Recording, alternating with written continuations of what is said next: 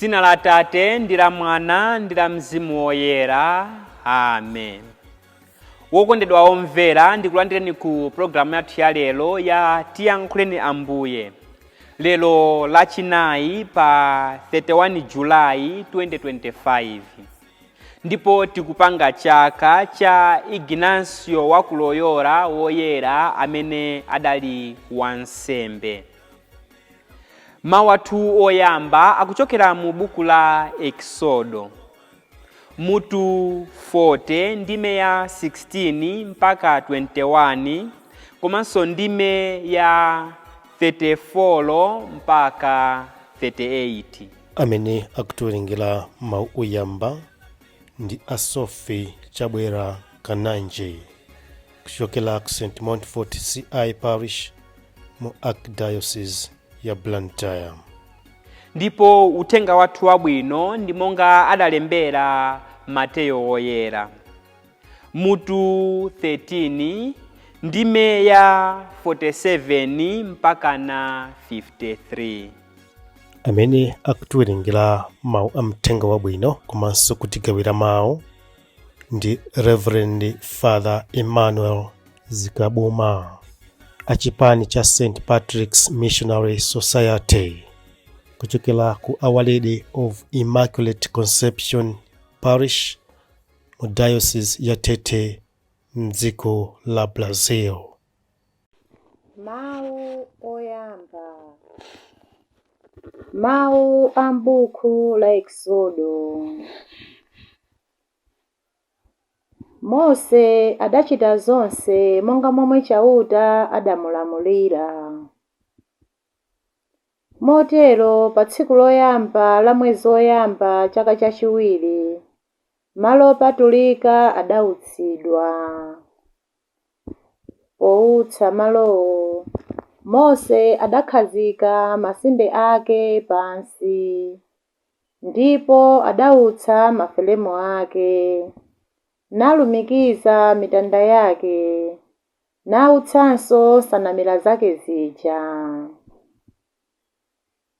Pambuyo pake adautsa chihema pamwamba pa malo opatulikawo, nachiphimba ndi chophimbira chake cha chihema monga momwe Chauta adamulamulira.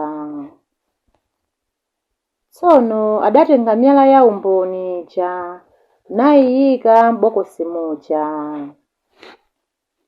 Adapisa mphiko zija mphete za bokosilo, nayika chivundikiro pamwamba pake. Kenaka adayika bokosilo m'malo opatulika, ndipo adayika nsalu yotchingira.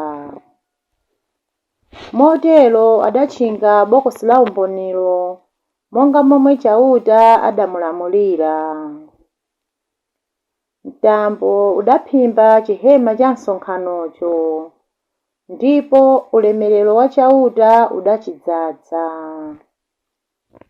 Mose sadathe kulowa m'chihema cha msonkhanocho chifukwa mtambo udali momwemo, ndipo ulemerero wa Chauta udadzaza chihema chake.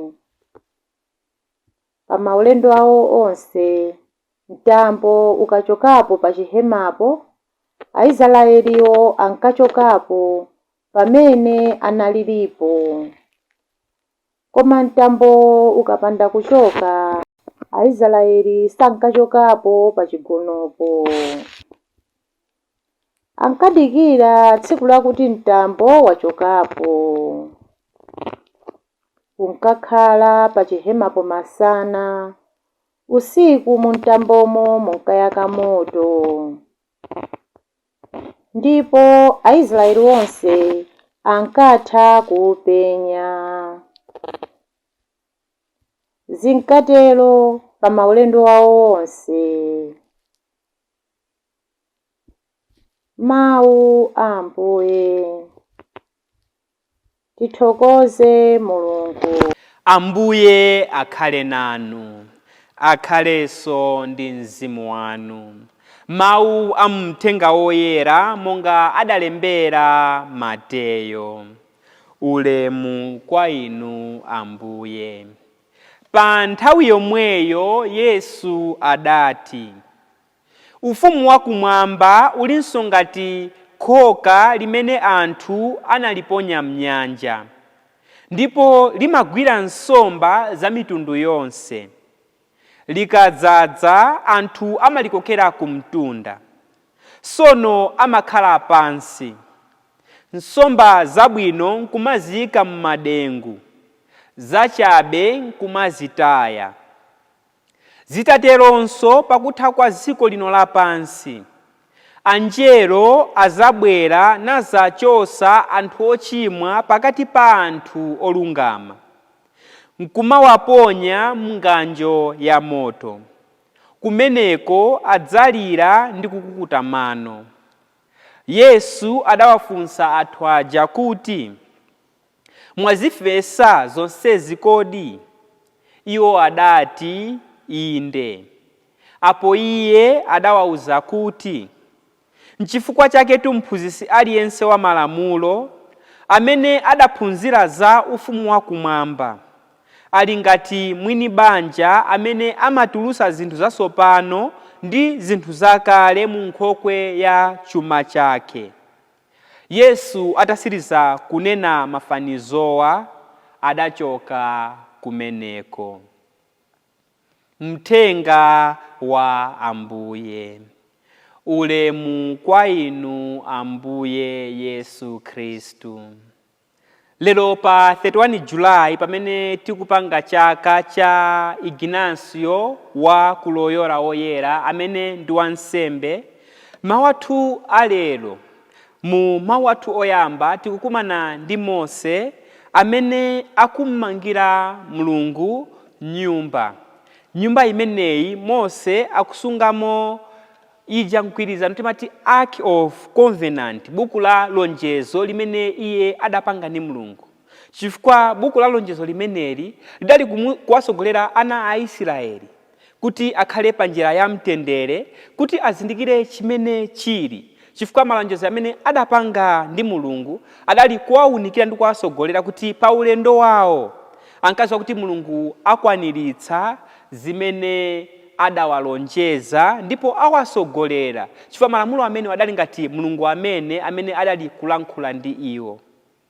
Nafenso pa moyo wathu wa tsiku ndi tsiku timapanga malonjezo osiyanasiyana ndi anzathu ndi abale athu. Tizo ndi masakramenti osiyanasiyana ngati sakramenti la ubatizo. Pamene pa tsiku lathu la ubatizo nafenso timapanga malonjezo athu, kupanga lonjezo lathu ndi Mulungu.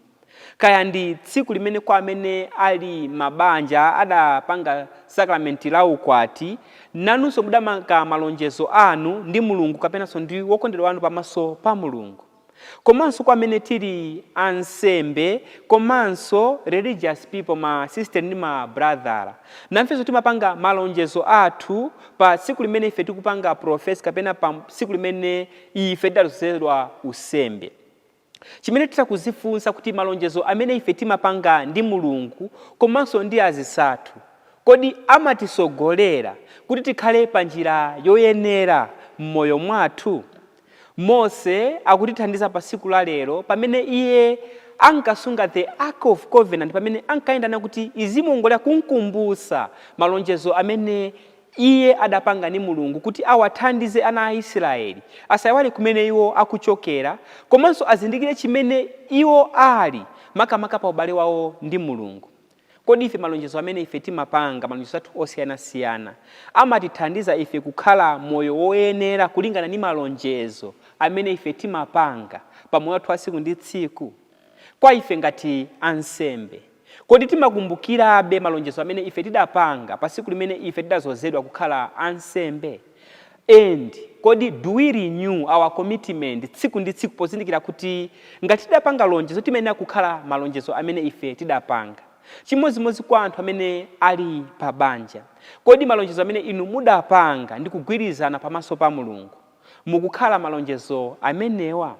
tonse ngati akhristu wenanso kukumbusidwa ndi kusinkhasinkha malonjezo amene tidapanga pa tsiku la ubatizo. Kodi timakhalabe oyanjana ndi Mulungu kuti tidapanga lonjezo kuti malonjezo amenewa atithandizire ife kukhala moyo woyenera ngati akhristu?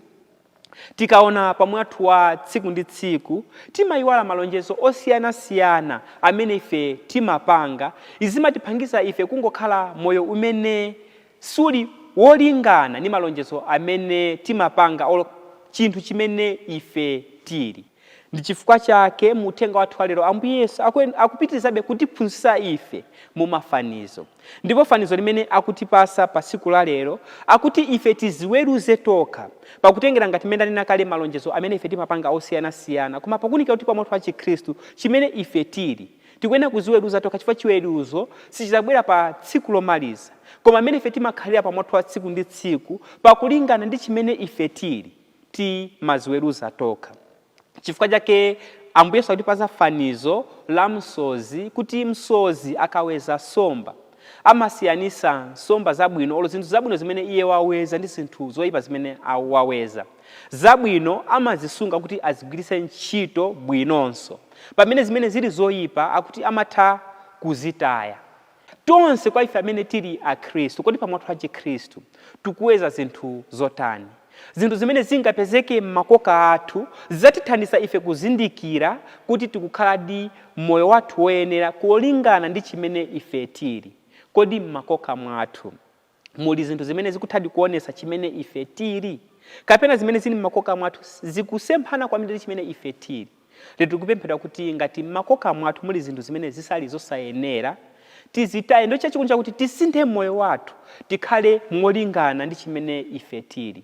Koma nthawi zambiri ife akhristu kaya ndife ansembe kaya anthu amene muli m'mabanja sitimalingalira za chimene ife tili, timangokhala moyo wathu mwa payere mosalingana ndi chimene ife tili. Lero tikupemphedwa kuzindikira chimene tili, chifukwa chimene ife tili ndi mdaliso kuchokera kwa Mulungu.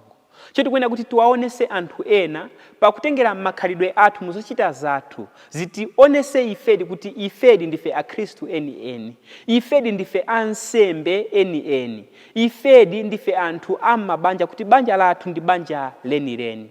Koma nthawi zambiri makoka athu, zinthu zimene zili m'makoka mwathu ndi zinthu zosayenera. Lero tikuyenera kupemphedwa kuti tizindikire kuti m'makoka mwathu tikuyenera kukhala zinthu zoyenera, kuti pa tsiku la chiweruzo chifukwa sizatengera kuti makoka athu ife tikuyika mochani, koma zimene tikuchita pa tsiku la lero ndi zimene ndikuti ife tikuyika m'makoka mwathu.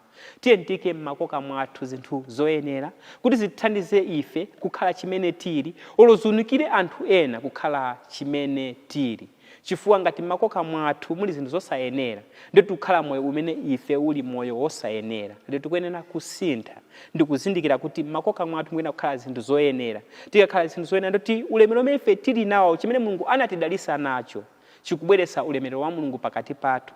Zikatero izi zidzathandiza ife kupeza chisangalalo choyenera kumwamba kumene ife tikalandire sopano mphoto ya chimene tili pa nthawi ino pa dziko lino lapansi. Koma ulemerero wa Mulungu umayambira pano pamene ife tikukhala chimene tili molingana ndi malonjezo osiyanasiyana amene ife timapanga. Lero tikupemphedwa kukhala akhristu wokhulupirika m'moyo mwathu, kuti malonjezo osiyanasiyana amene ife timawapanga m'moyo mwathu tiziwakwanirisa ndipo atithandize kukhala moyo mwangwiro komanso mokomera Mulungu. Amen.